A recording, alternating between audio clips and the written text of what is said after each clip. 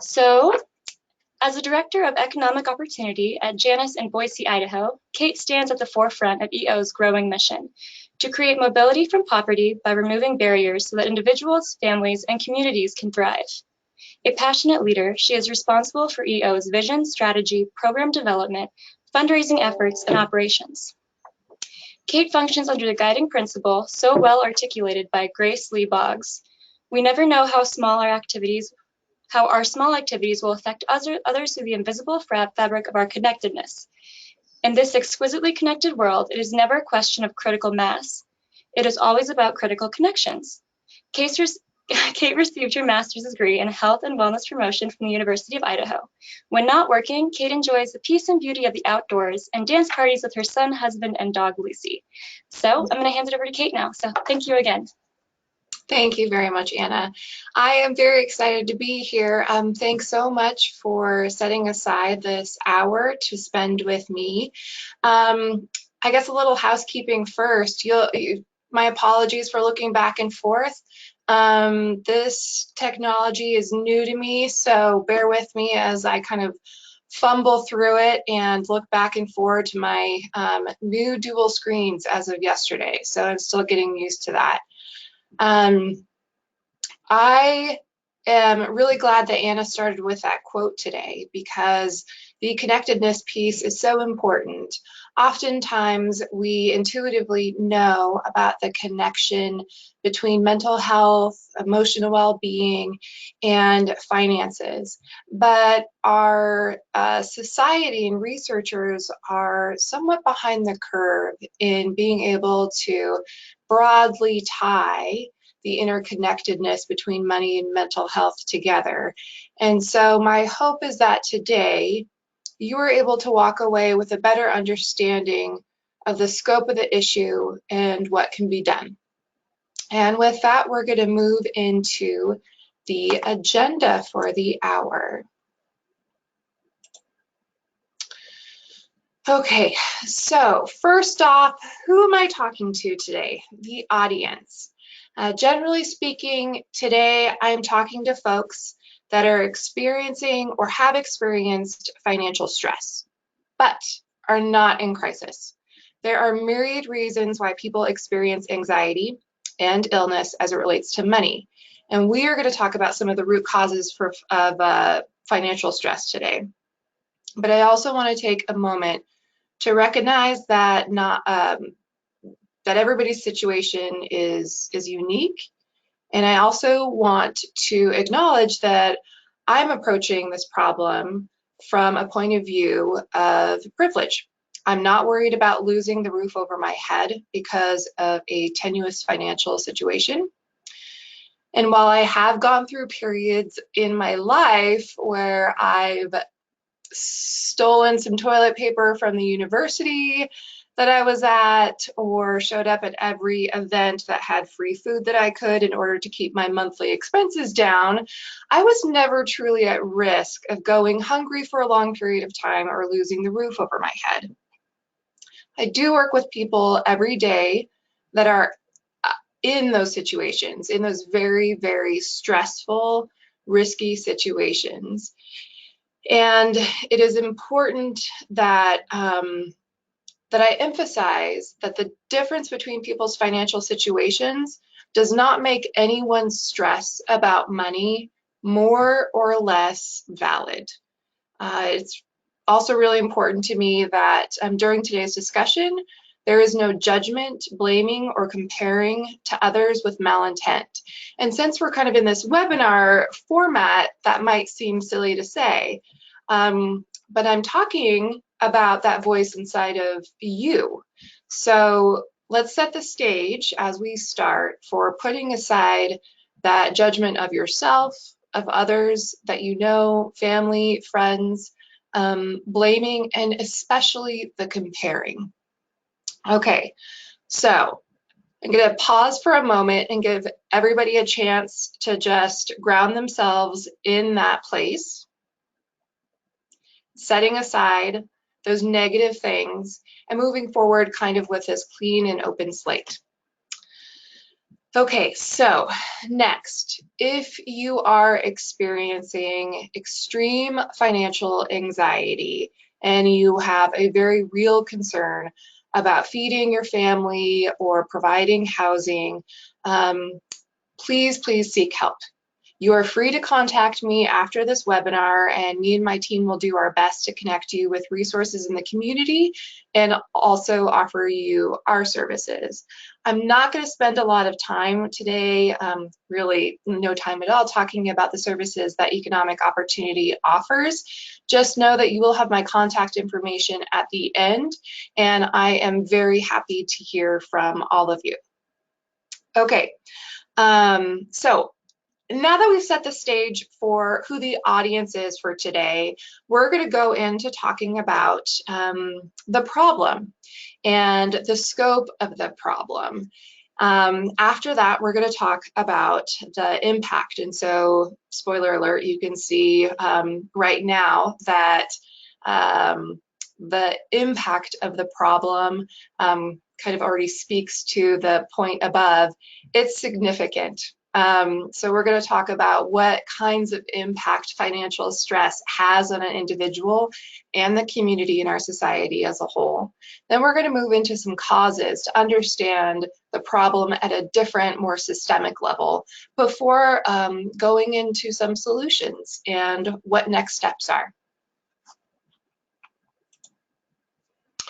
Okay, so one more time, no matter what the case is, for your level of financial stress, or if you are in crisis, please know that you are not alone. And after a few slides, I think you're going to be able to really understand how not alone you are. Seek assistance. The most difficult yet powerful step is that very first one. All right, so what is the problem?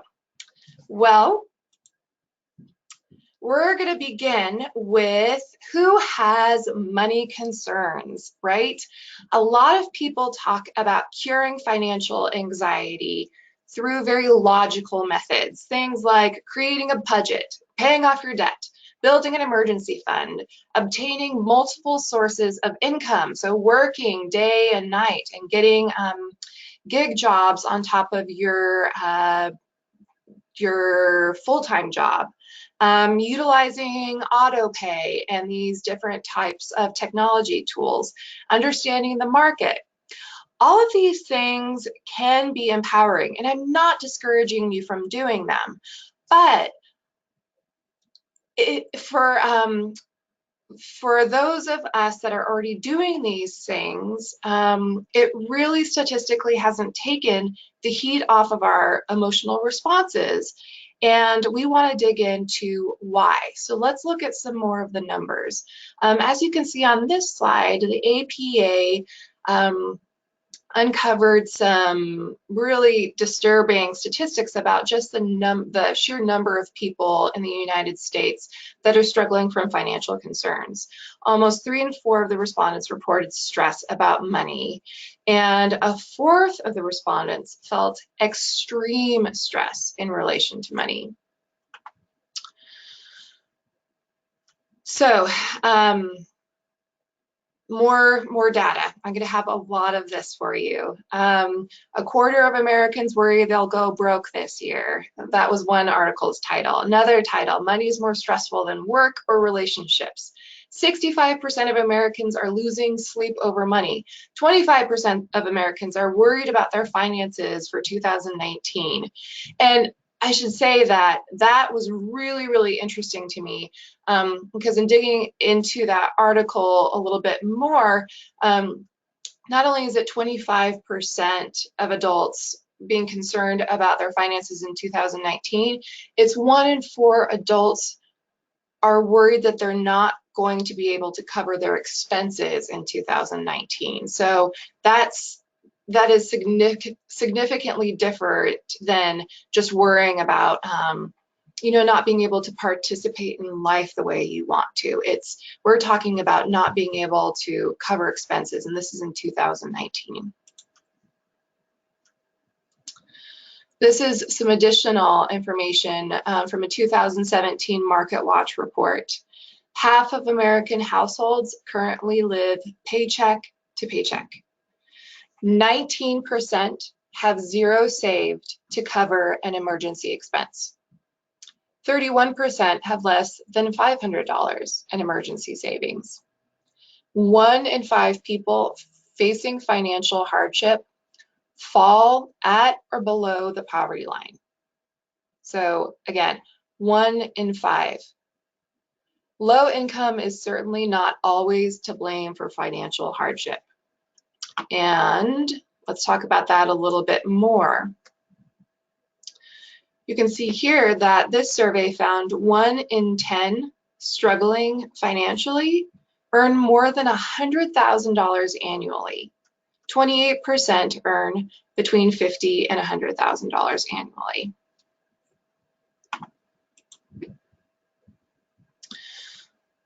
Now, there are lots of different reasons that have been identified for people experiencing financial difficulty.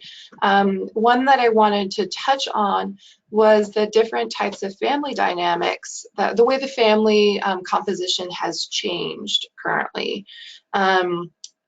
This particular study was really interesting and focused on modern families. These include multi-generational families, single-parent families, same-sex couple families, blended families, older parent with young children families, and boomerang families. I have been part of that as an adult child going back home. Even though 85% of the more than 4,000 respondents to this survey identify themselves as middle class, a status that was traditionally thought to be financially secure. A staggering 57% of modern families say they're either making ends meet, struggling financially, or poor. So 57% of over the 4,500 families that were polled feel that they are barely making ends meet, are struggling financially, or identify as poor.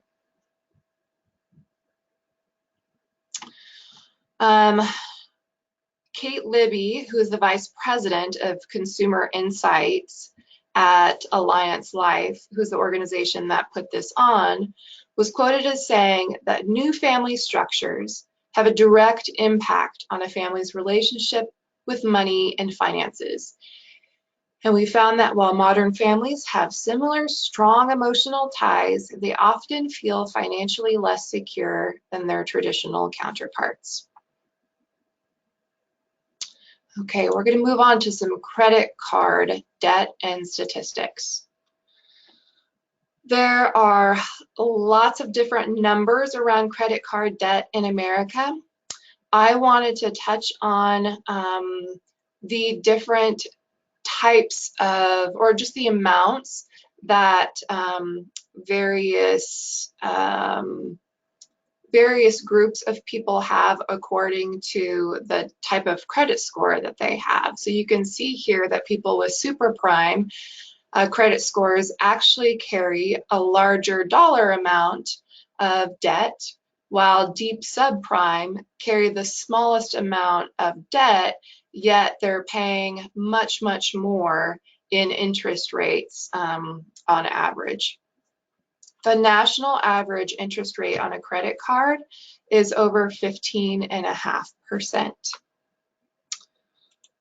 Student loan debt, and we're going to talk more about student loan debt a little bit further on in the presentation, but these numbers are truly staggering. It's hard for me to wrap my head around them.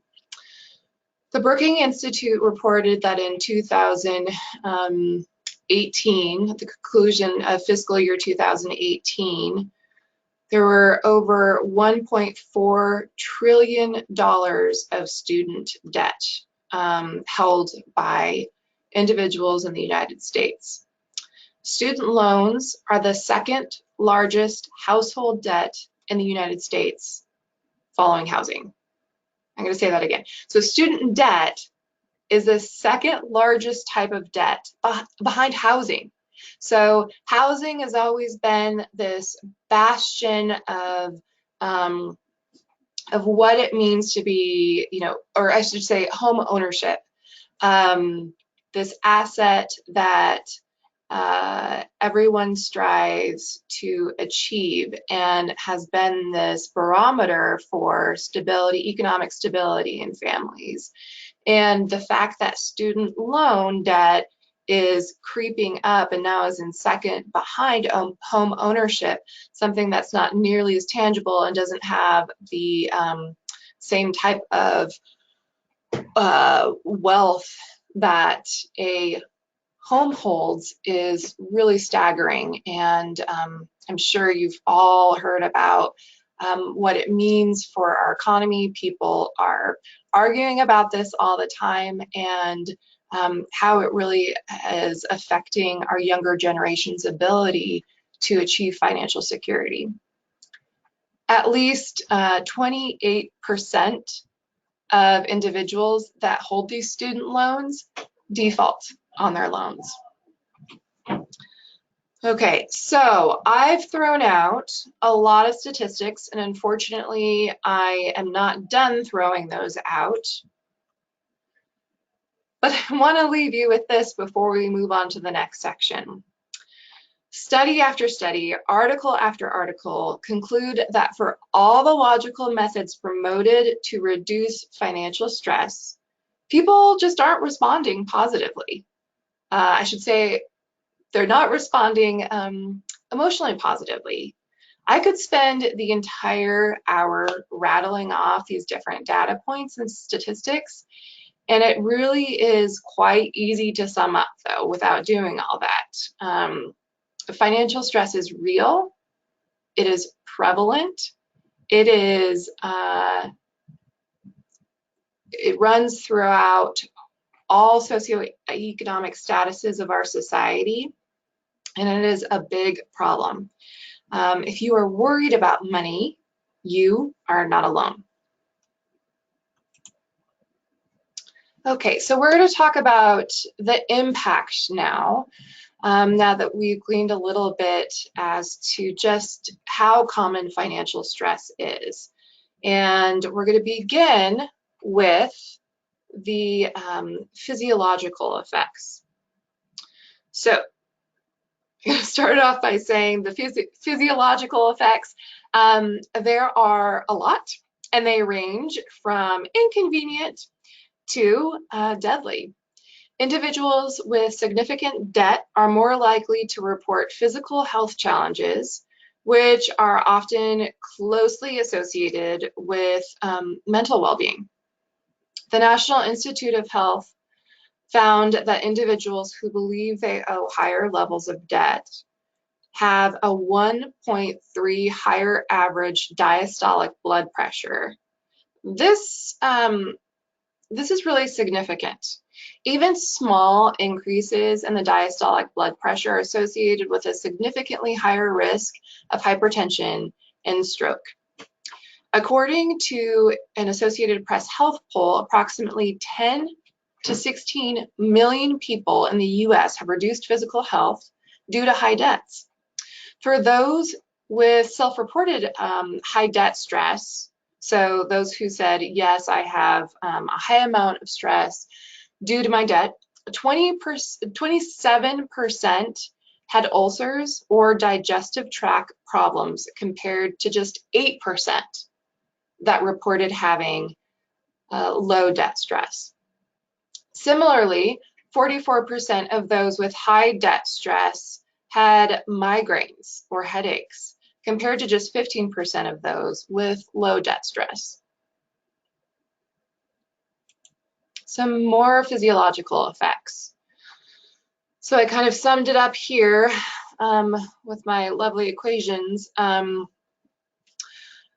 Among individuals with higher consumer debt, those in financial distress are those who struggle to repay their debts, they're all more likely to report just overall lower life satisfaction and higher anxiety.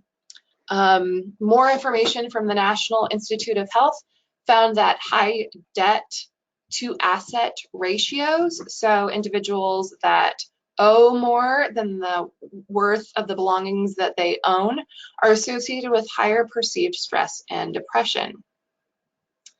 When looking at young adults with student debt, those with high levels of debt stress reported feeling more tense and anxious, troubled by physical problems such as ulcers and migraines and sleeplessness, and having a greater difficulty staying asleep, falling asleep, than students with low levels of debt stress.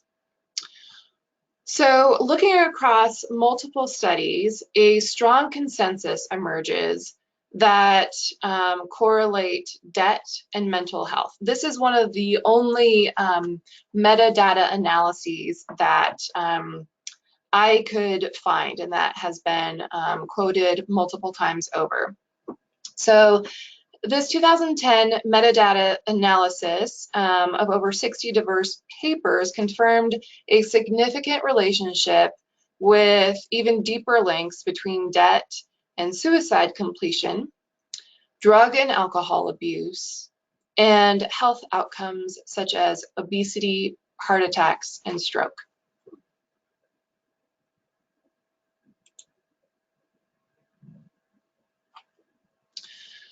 So the very outdated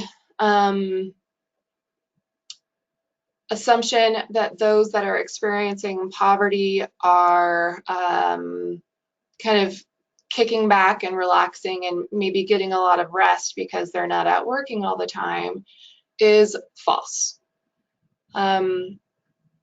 It has been proven in multiple studies, and I just pulled this graphic off of, what is it, Sleep Zoo or something, because I thought it articulated pretty succinctly that those who experience poverty, those who are struggling to pay their bills, are much less likely to get as much sleep as individuals that are below the poverty threshold.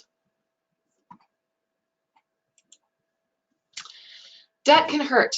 And when I say that, I'm not using hyperbole. Debt can literally hurt. A study of over 33,000 US households, this was published in early 2016, found that those with higher levels of unemployment were more likely to purchase over-the-counter painkillers. Now you might say, okay, people that are like unemployed are maybe doing things that cause them to feel more pain. But what was interesting is that the research team then discovered that simply thinking about the prospect, just thinking about the prospect of financial insecurity was enough to increase pain. People reported feeling almost twice as much physical pain after recalling a financially unstable time in their life compared to those who thought about a secure period. So again, I want to emphasize that it's rare for someone to never have money problems. Trouble happens, jobs disappear, marriages fail, people get sick, and sometimes people lose their homes or home values change, and the bills don't stop coming. No one is immune from financial stress. The fatal impact. So the next two slides are pretty grim and were frankly tough to even research, and I'm just going to touch on them right now. The fatal impact. So a 2016 report from the Federal Reserve Bank of Atlanta linked debt to higher death rates. Not too surprising considering the health impacts include depression, sleeplessness, increased incidence of stroke and heart attack. Becoming seriously delinquent on a debt increased the mortality risk 5% in the first 3 months after the pill became delinquent. And this is also crazy, 100-point increase in a person's credit score led to a decline in mortality risk.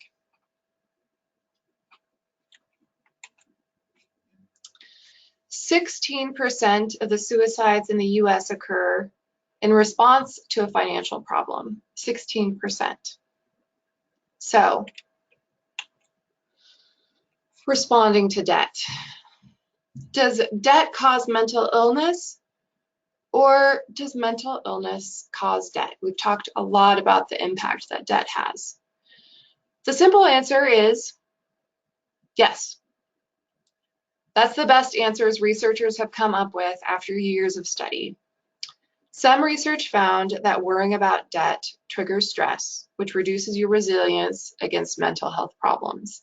And other studies have shown that mental health problems decrease self-control, increase spending, and basically just make it very challenging for a person to make good financial judgment decisions. And when I say mental illness caused by debt, I'm not talking about illnesses that that didn't already present themselves prior to that, such as maybe schizophrenia or bipolar disorder. Behavior patterns that compel some to spend without restraint can leave a person or can drive a person into debt just as surely as a financial emergency caused by a car crash. So I think that's a very important for us to keep in mind and consider. Regardless of how someone falls behind, being in debt can trigger unsettling emotional responses.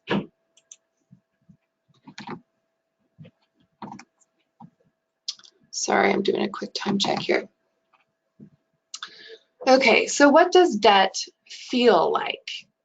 We're going to switch gears a little bit and talk about the psychological effects and not as much on the physiological effects of debt and financial stress. This is, again, the results I'm showing you from a survey done by the National Institute of Health. You know, none of these feelings identified here, so apprehension or dread, restlessness, irritability, tenseness, jumpiness, and depression, none of those make it easy to reach out to somebody and talk about financial stress. These feelings make it more difficult to take that initial step or hope that somebody will understand. And because it's very difficult to reach out, people are often left experiencing isolation. Depression and anxiety can lead to self-imposed isolation. More than 74% of respondents to the same NIH study reported shutting other people out of their lives often due to their student loan debt stress. And these are some of their words. I avoid doing things with friends and family because I don't want them to know how broke I am.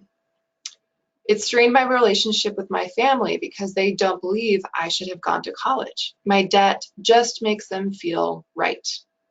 I'm constantly working all of the time to earn money to pay the debt, and I don't get to spend time with my family and friends. Oops. Okay. Depression. People who struggle with debt are more than twice as likely to suffer from depression, according to a study done in England. Hopelessness can easily set in, as can low self-esteem. Depression can lead to even more debt, since we sometimes try to relieve our depression by treating ourselves to a shopping spree or some other mental getaway. Definitely been guilty of that. But as we know, as our logical brains know, doing that only makes the situation worse, leading to more depression and despair. And at that point, people really don't care whether their pain is caused by debt or debt is causing the pain. They're just stuck in this cycle. However, Denial isn't always a bad thing. I do want to talk about why the usefulness of denial, and so we can understand our emotions and put them to good use. Ignoring reality can actually be a very handy defense mechanism for the brain. It's a way to rationalize our mistakes and protect our ego. The problem is, as we know, ignoring or embracing denial leads to the deepening of a problem. In the case of debt or finances, this can mean more interest charges, decreasing credit score, losing assets, and denial is really just kicking the can down the road.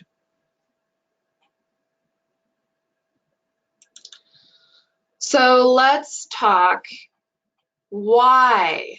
Why is there so much debt and stress? Why are people experiencing this?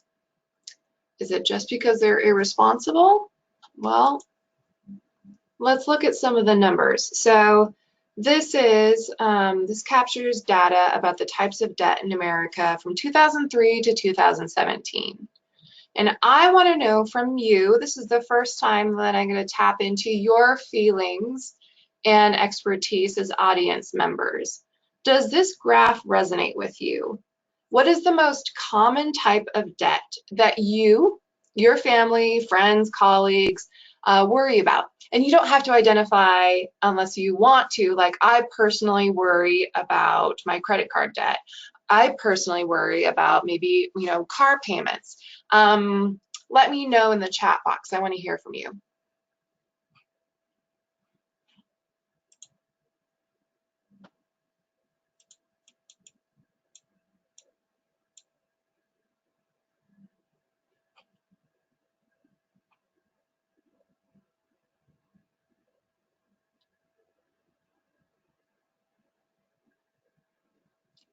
All right.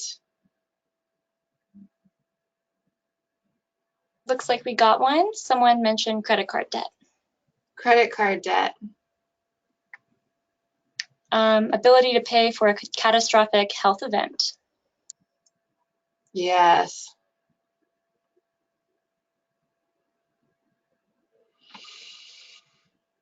Yes, both of those are extremely common concerns, and we're going to talk a little bit about healthcare costs in a few minutes. So, I am curious, anybody out there concerned about student loan debt or know somebody else that's concerned about student loan debt?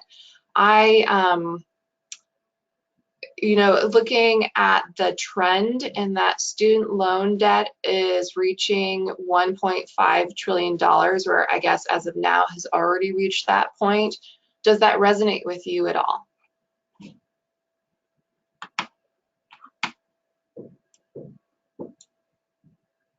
Yes, yes, it does. Okay, so on that note, how do Americans pay for college right now? So every year, Sallie Mae puts out this report on how families pay for higher education. And in the previous school year, which concluded in 2018, found that families paid on average over $26,000. Now consider that the median family income as of June in 2018 was $62,000, just over $62,000. That equates to about 43% of the average family's annual income. So more than 42 million people that had federal student loans in the third quarter of 2018, over 42 million people had federal student loans as of the end of the latter part of 2018. I'm one of those people, as is my husband, that continues to pay a good portion of our income every single month to those debts. Now this was is very significant as well. Student loan forbearance is extremely, it happens a lot in our country. When a loan goes into forbearance, it can add thousands of dollars in extra debt to the existing student loan balance without the borrower even realizing it. Again, anecdotally, I experienced this. I was really surprised at how easy it was to make a phone call in my early 20s after I finished grad school to put a pause on my payments. Little did I realize that the impact of what doing that had on what I was going to owe. According to a NerdWallet survey, 2/3 of Americans, or 66%, don't know that interest accrues at the regular rate when federal student loans are in forbearance. What's really interesting is that right now, one of the major student loan servicers, the Navient Corporation, faces 6 different lawsuits alleging harm to student loan borrowers during the repayment process. The Consumer Financial Protection Bureau, one of the largest parties suing Navient, alleges that Navient has added $4 billion in interest to student loan borrowers' loans through the overuse of forbearance.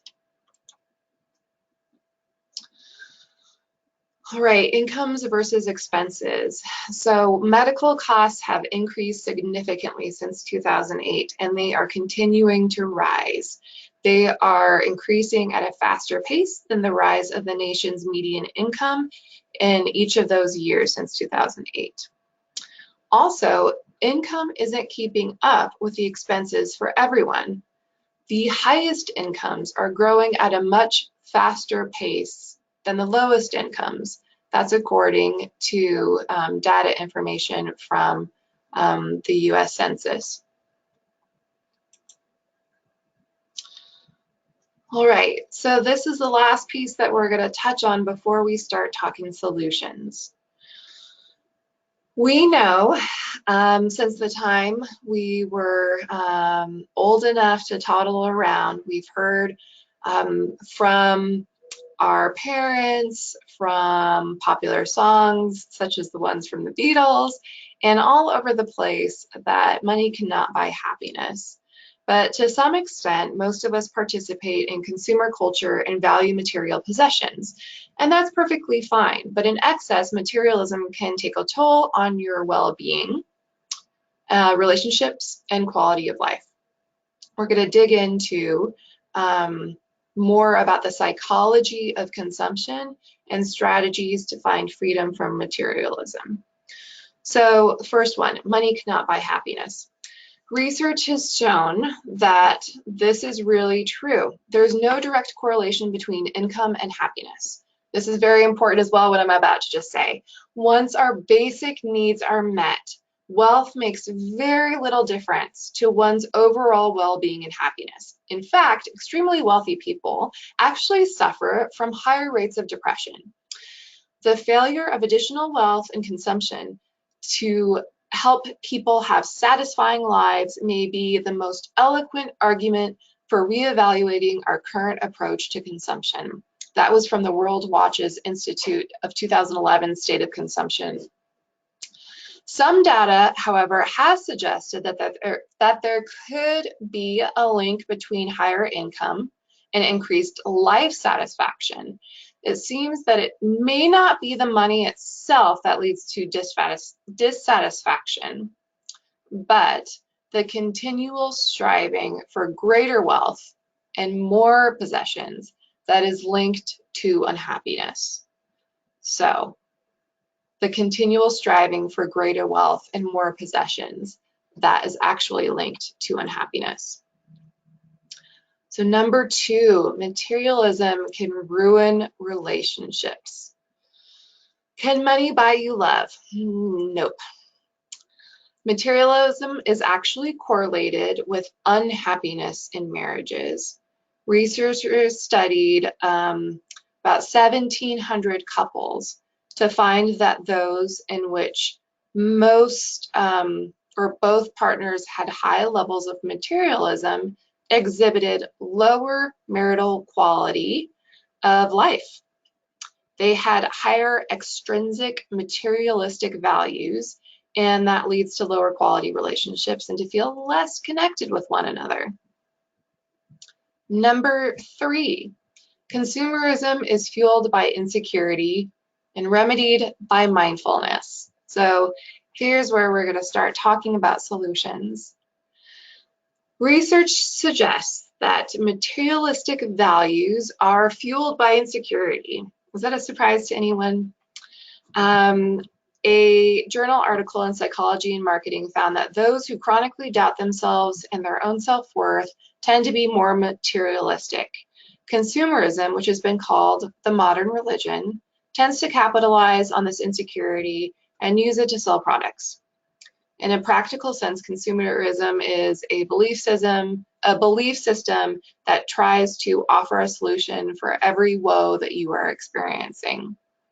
And so what's the antidote?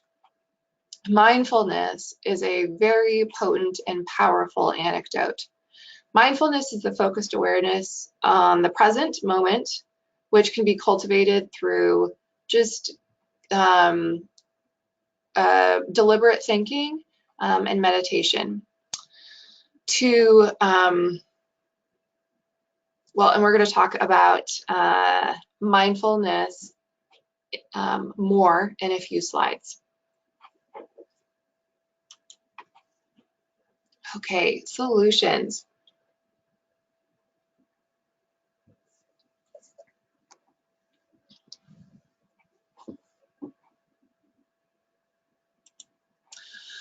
So now that I've laid on you like the enormity of financial stress and that it is abundantly present everywhere in our society, and the different types of causes, or a few of the types of causes, what do we do? Where do we go from here? Well, as we discussed, financial stress and worry tends to be this very vicious cycle. The most important thing in taking the first step is to break the cycle.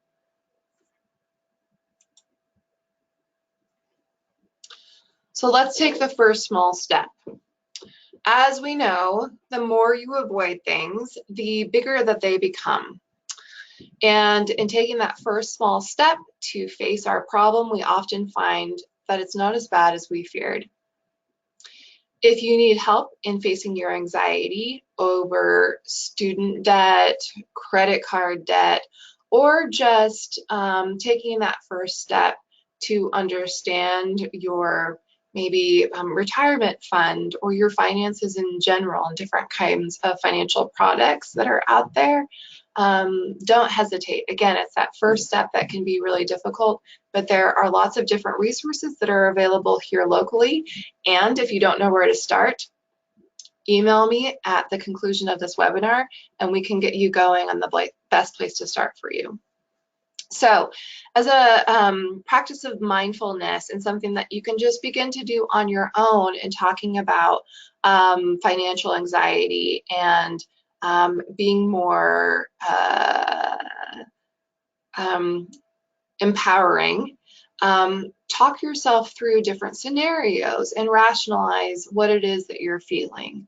So the next time you feel like you are in a financial anxiety spiral, you can play the what if game and respond to yourself.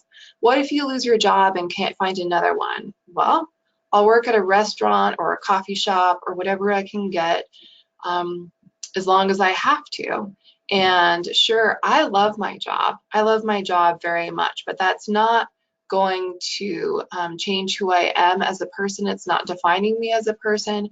And if I were to lose my job, I am resilient enough to do something else until I'm able to enter back into my career.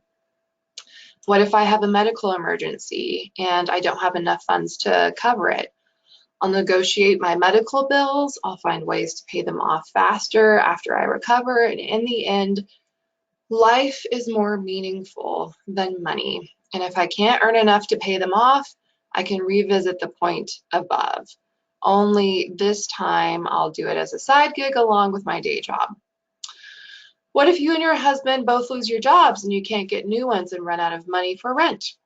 Well, I'll sublease an apartment. I'll move in with my parents. I might move in with friends and families, or friends and family until we are able to get back on our feet again. So my point being is a lot of these scenarios focus on your resilience and be open to what may come, positive or negative. I know that it's very easy to catch myself worrying about what may or may not be, but focusing my energy on resilience can really help. It turns out that practicing mindfulness is extremely positive and productive when confronting debt and financial stress. So let's dive into some of the ways that we can nurture our emotional well-being to strengthen our financial resiliency and mental health. So I've already stated the first one a little bit. Simply being open-minded and flexible is a major part of emotional balance. Every element and emotional experience gives us reason to grow. Accepting the joy with the boredom and the pain with the sorrow are what it means to have emotional balance. Number 2, I am only a proponent of abstinence spending, or kind of the Gordon Ramsay method, if it works for a family. After getting to know myself, I know that it doesn't work for me. I find that balance is much more important and effective when it comes to spending. I find that when I abstain from spending for a while, I can do that, and then it's hello shopping spree and goodbye savings. Pivoting towards balance means we need to first turn inward and identify where we find happiness and fulfillment. For me, it's being outside. I like being in natural light. I listen to songs that uplift me, and spending time with friends that don't focus on material wealth is very grounding. Number 3. Okay, there is uncertainty in every instance and situation, and being able to detach from complete control will give us true emotional freedom and peace of mind. When we hold on to our struggles mentally, all we are left with is distress. Sometimes we just need to focus on what we can do instead of worrying about what we'll lose. I have experienced this personally when I became extremely ill with an autoimmune disease that almost cost me my life. And it was during that time that I had an opportunity to understand just how uncertain life really was, and put into practice how much letting go was really freeing. And lastly, we are more than what is taking place or the way we feel. This comes down to realizing that emotions are just signals that provide us a clue to either change the way we are thinking or the way we are behaving. For example, while buying a $3 coffee, if we feel a sense of guilt, pause to evaluate what that emotion is doing for you. Is it damaging your self-esteem and impacting you with negative self-talk? Or is it helping guide your actions and doing like a little course correct? With these types of emotional awareness and management, we can communicate more effectively, we can enhance our motivation, we can live happier, healthier lives. And that's just more, generally speaking, globally speaking, for us as people, and definitely carries over into the application of managing financial stress. All right. So from first step to taking control. The road ahead might seem long if you are experiencing financial stress, but stay true to yourself and try to live a life that reflects your authentic self. Again, what matters to you? What brings joy? What brings peace to your life? Find a therapist, find a financial planner, or a financial therapist. Boise actually has a few. Again, you can use these practical tools if you haven't already. It can be empowering to create a debt payoff strategy, but focus on creating the life that you want to live today. Focus on the now. You might not get immediate freedom from financial stress, but knowing your goals and feeling empowered to go after them can put you in the driver's seat and, again, empower you. What's more freedom inspiring than being in control of your own life?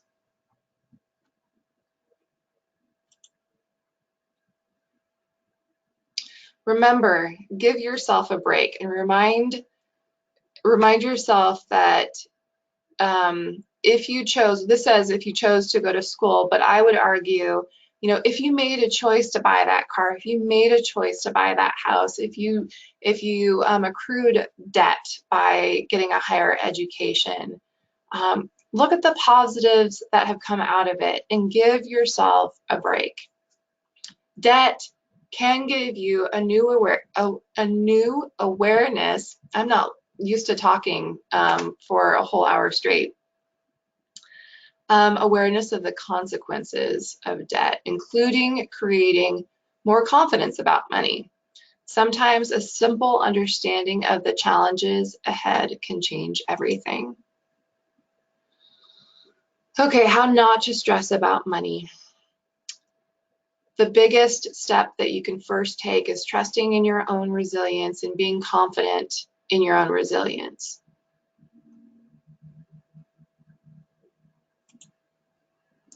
Okay, so I have 3 key takeaways as we wrap up today. Number 1, I ask all of you to do this. I want you to normalize what is normal. Over 7.5 billion people live on this planet, and less than 1% of us can spend freely without budgeting, without worrying about money. Less than 1%. So in everyday conversations, start normalizing things like, oh yeah, we would love to be able to spend money on that, but it's just not in our budget right now. Or we want to participate in doing that, but we have to save for a little while. Working these types of things into conversations isn't impolite, it isn't odd, it's normal. And we joke all the time in our work, although the statistics bear this out, there are 2 things that people don't want to talk about, and that's finances and sex. And we need to start being more comfortable with talking about finances, and again, normalizing that we all have to live within our means. 2, this goes back to the self-awareness and mindfulness. Conduct a self-study. Identify what makes you feel happy and at peace, what in your environment evokes joy and calm, and focus on creating that environment for yourself.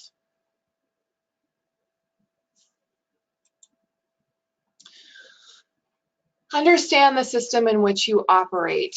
Choosing to learn more about our financial system in the U.S. can be really, really empowering. It can also reduce stress, guilt, confusion, and a sense of ineptitude.